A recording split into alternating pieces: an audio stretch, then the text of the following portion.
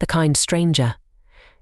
One chilly evening, an elderly man named Mr. Thompson was walking slowly down the street with his cane. His hands trembled, and the wind made him shiver. He was on his way home from the local market, where he bought a loaf of bread and some milk. As he was crossing the road, he suddenly slipped and fell, dropping his groceries all over the pavement. His cane slid out of his reach, and he found himself struggling to get up.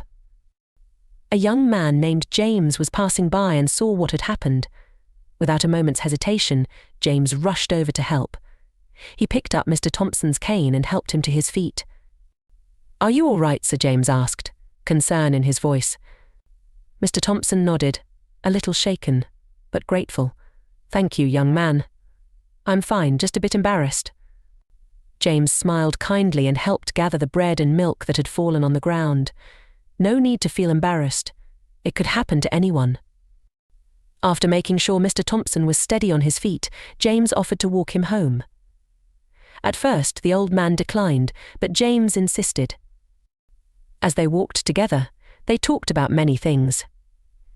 Mr. Thompson shared stories from his youth, and James listened with interest.